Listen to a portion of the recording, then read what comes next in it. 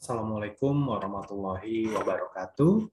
Pada sesi kali ini, saya akan menjelaskan mengenai panduan menyusun rencana pelaksanaan pembelajaran untuk SD ataupun madrasah ibtidaiyah.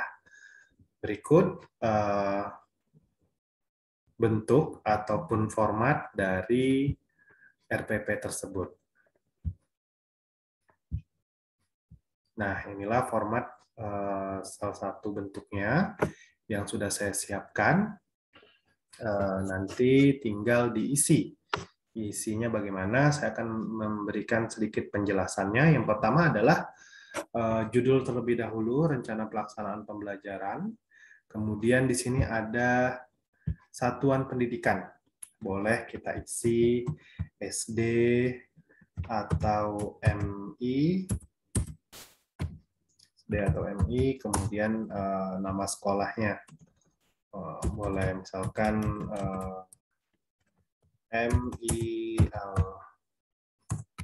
Al-Mutmainah, misalnya gitu ya. Muatan terpadu ini disesuaikan di tema. Apakah tema itu nanti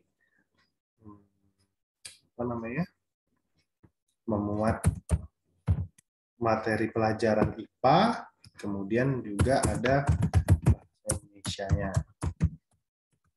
atau PPKN. Nah, itu muatan terpadunya nanti kita sesuaikan dengan tema. Nah, untuk tema ini, Pak Ibu bisa melihat di mana. Banyak ya. Mudah. Dan kalau masih merasa kesulitan, silakan tinggal cari di Google tema.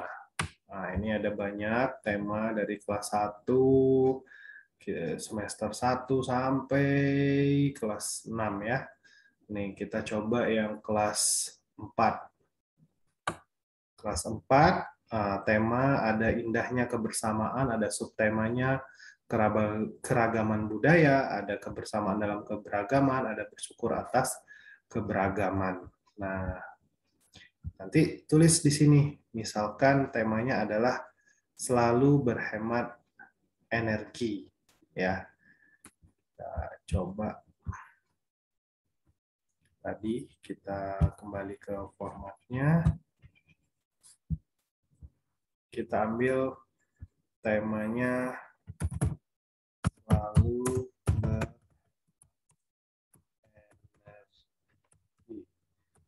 Terus tadi ada kasih subtema ya, yaitu adalah sumber energi yang pertama.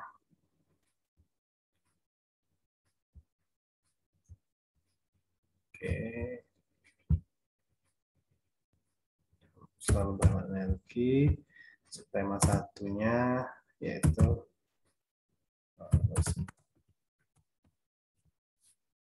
kelas 4 tadi semester 1, alokasi waktunya kita tulis nih pertemuan pertama ya. Ada 40 misalnya seperti itu. Selanjutnya, nah ini biasanya nanti disesuaikan dengan sekolah, disesuaikan dengan mata pelajarannya, disesuaikan dengan ya lihat cek di buku sekolah ataupun RPP yang silabus yang sudah disusun. Nah, ini cara penyiasannya seperti itu. Tapi kalau untuk latihan, silakan diisi seperti ini, boleh mengikuti panduan yang sudah saya buat. Kemudian kita isi kompetensi inti. Nah, ini sudah dipelajari sebelumnya bahwasannya kompetensi inti itu ada 4 ya. Saya nggak akan mengulang lagi 4 itu apa, ada 1 sampai 4. Intinya ada spiritual, sikap, pengetahuan dan keterampilan, tapi nanti tolong diisi dengan baik. Di mana cari kompetensi inti ini? Silahkan. Paling mudahnya adalah download ataupun unduh di Google. Cari ya, Google, klik SD, pasti keluar ya. Jadi itu mudah sekali, jangan sampai yang tidak tahu menuliskan, ada 4. Kemudian kompetensi dasar. Ada kompetensi dasar, ini sesuaikan dengan tema. Nah, kita cek lagi. Kalau di internet itu sudah ada juga, tadi kita buka, sudah ada pembagian tema ya, sudah ada daftar tema.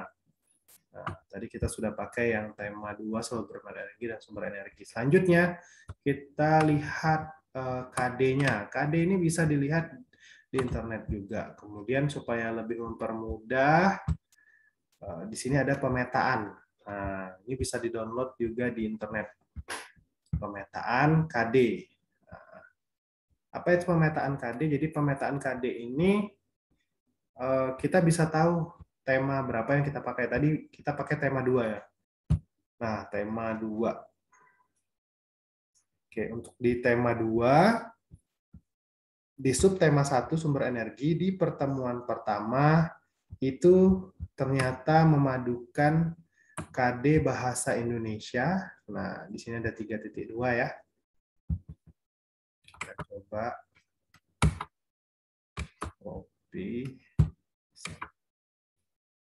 Kalau bisa di copy berarti Bapak Ibu ketik ulang. 3.2 dan IPA-nya ada di 3.5. IPS-nya juga ada. Berarti ini muatan terpadunya di pertemuan pertama ada bahasa Indonesia, IPA dan IPS. Ya, untuk KD pengetahuan. 3.2, 3.5 dan 3.1.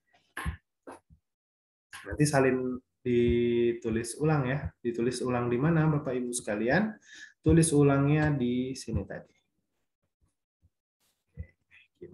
Nah, di sini kita tadi ingat ada 3.1, 3.2,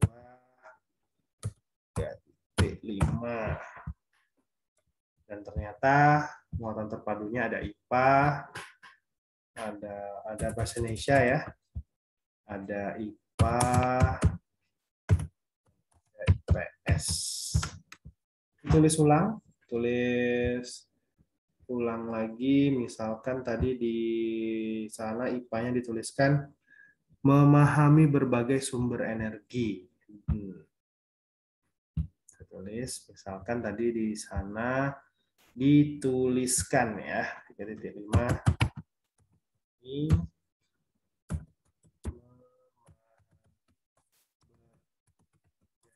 macam sumber energi. Nanti salin ulang ya Bapak Ibu ya. Baik-baik. Dan Bapak Ibu boleh milih tema lain, jadi nggak usah satu tema dengan saya, boleh tema yang lain, tapi cara membuatnya seperti ini. Salin lagi yang 3.1 apa, 3.2 apa. Nah, selanjutnya setelah kita menentukan KD-nya, nanti juga ada KD untuk keterampilan tadi ya, silakan dilihat. Kalau keterampilan kan 4. Nah, cek lagi tadi di pemetaannya, kemudian dituliskan di sini ya. Baik, selanjutnya kita pindah ke indikator pencapaian kompetensi. Nah, di indikator pencapaian kompetensi ini kita mengenal dengan istilah KKO atau kata kerja operasional. Nah, untuk membuat indikator pencapaian kompetensi ini, silahkan dibaca panduan yang sudah saya buat juga. Ya. Ntar kita masuk ke panduannya. Ini dia panduan merumuskan. Nah, cari yang untuk indikator. Nah, ini dia. Ada pengertian, ada fungsi, ada ketentuan indikator itu seperti apa. Sudah sangat jelas ya. Nah, di sini ada langkah pertama. Silahkan unduh dulu kata kerja operasional. Nah, apa bentuknya seperti apa? Salah satunya adalah yang seperti ini.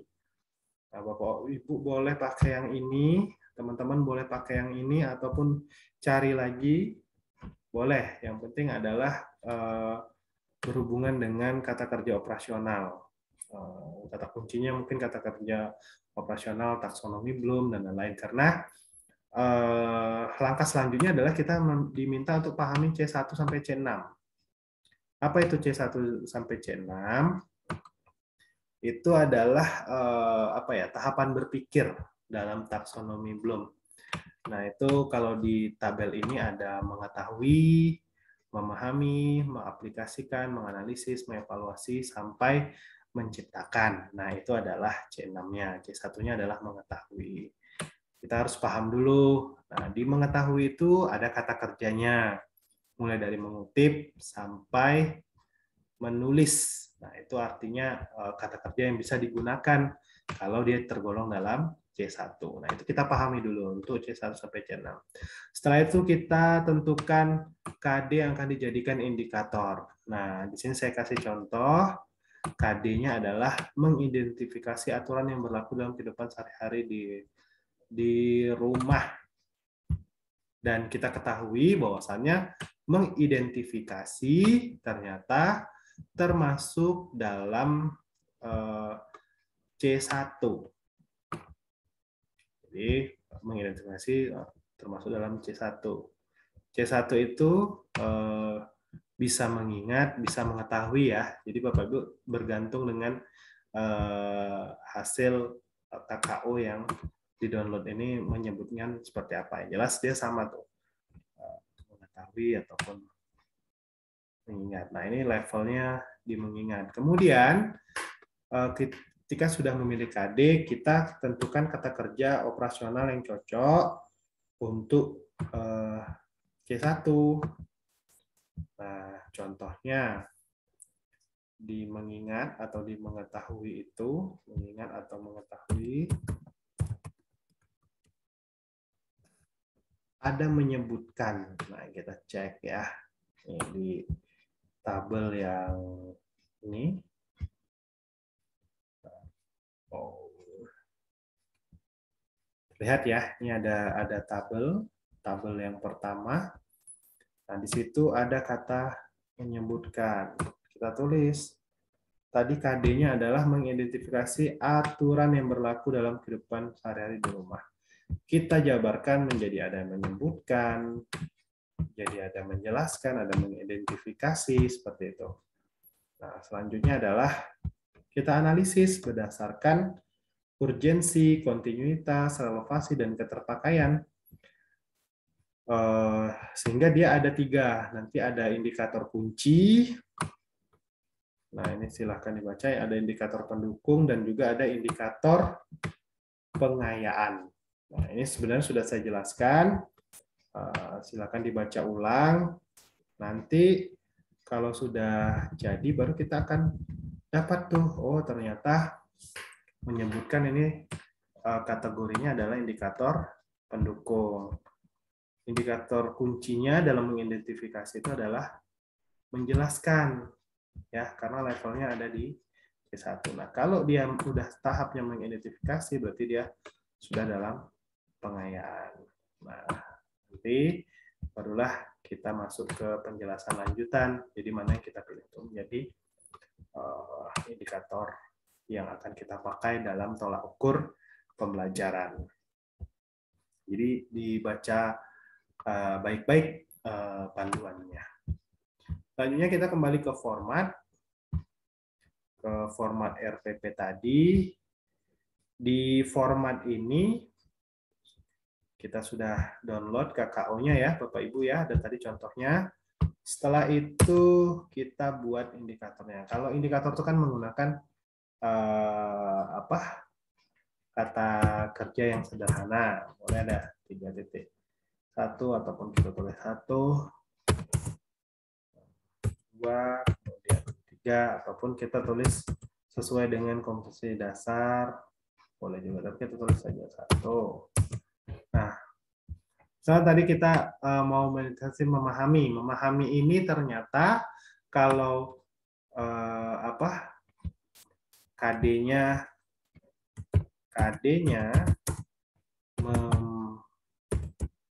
memahami ini. Berarti KKU-nya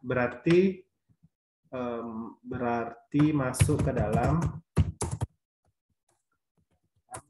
C2. Nah, memahami berarti sudah masuk ke dalam C2. Ya, buka lagi nanti cek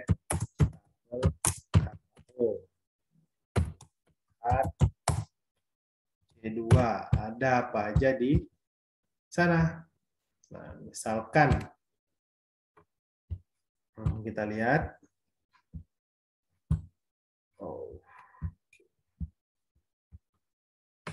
Kita lihat. Nah, di sini yang memahami ya. Ada memperkirakan, menjelaskan, mengkategorikan, mencirikan, asosiasikan, membandingkan. Nah, misalkan kita mau menggunakan istilah membandingkan di sana. Nah, nanti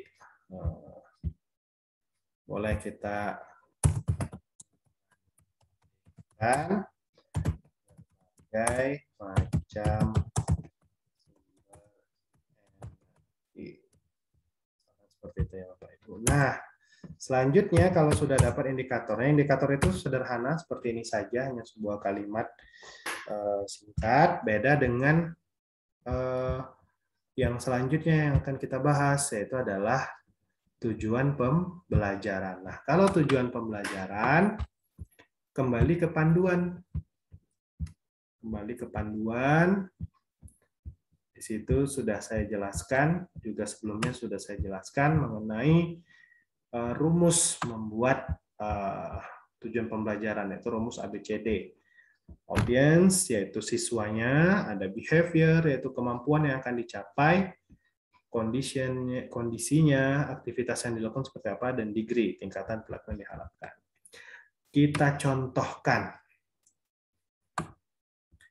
Misalkan tadi adalah, kita contohkan dulu yang sudah ada ini. Melalui membaca teks dongeng. Nah, itu berarti masuk ke dalam aktivitas. Nah, ini berarti yang biru ya, kita buat condition. Aktivitas. Terus dia harus ada siswa, harus ada audiensnya. Karena audiens itu siswa, kita tandai. Oke, siswa. Behavior, kemampuan yang akan dicapai. Kemampuannya apa?